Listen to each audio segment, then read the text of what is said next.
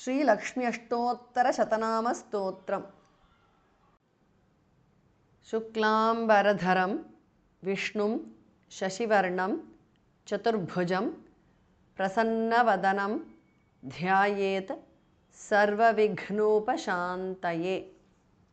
Shukla अंबरधरम, शुक्लांबरधरम is a compound word dhas mahapranah. Vishnum shashivarnam is a compound word. Chaturbhujam is a compound word bhas mahapranah. Prasannavadanam is a compound word. Dhyayet dhas mahapranah. Sarva vighna upashantaye, sarva vighnopasantaye is a compound word. विघ्न घास महाप्रणः। ओम शुक्लांबरधरं विष्णुं शशिवर्णं चतुर्भुजं प्रसन्नवदनं ध्यायेत् सर्वविघ्नोपशान्तये। देव्युवाच देवदेव महादेव त्रिकालज्ञ महेश्वर करुणाकर देवेश भक्तानुग्रहकारक अष्टोत्तरशतं लक्ष्म्या श्रोतुमिच्छामि तत्त्वतः। देवी उवाच, देव्युवाच because of sandhi. Devadeva is a compound word. Mahadeva is a compound word. Trikalagnya is a compound word. Maha Ishwara, Maheshwara is a compound word. Karunakara is a compound word. Deva Isha, Devesha is a compound word. Bhakta Anugraha Karaka, Bhakta Anugraha Karaka is a compound word. Bhas Mahapranah.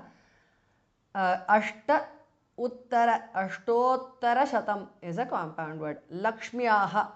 Ashtottara Shatam ends in Anuswara followed by L. So it becomes Ashtottara Shatam Lakshmyaha because of Sandhi. Visarga changes to Shu there. Shrotum. Lakshmya Shrotum because of Sandhi. Ichhami. Chhas Mahapranah. Shrotum Ichhami. Tattvataha. Devyuvacha.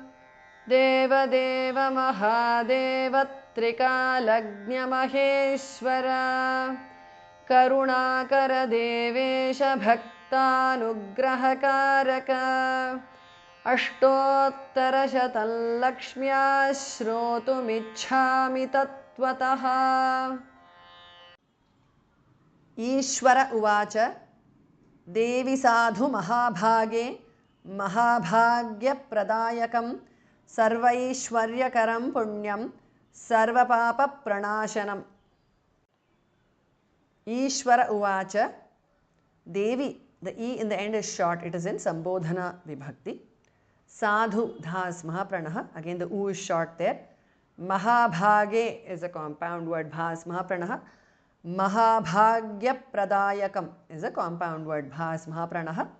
Sarva Aishwarya, Sarvaishwaryakaram is a compound word.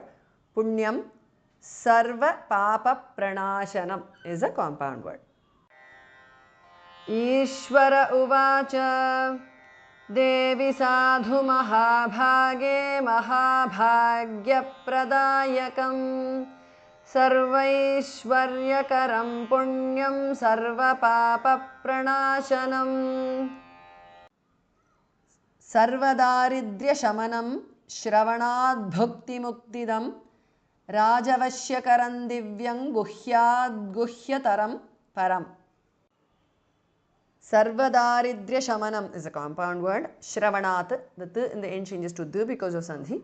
Bhukti Muktidam is a compound word. Bhas Mahapranah.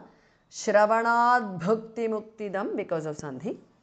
Rajavashyakaram is a compound word. Divyam.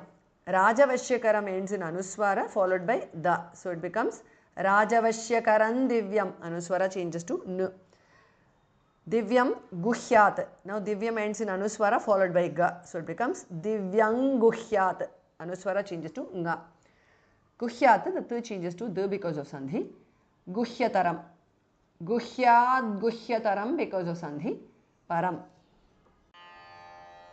सर्वदारिद्र्यशमनं श्रवणाद् भुक्तिमुक्तिदं राजवश्यकरं दिव्यं गुह्याद् गुह्यतमं परम्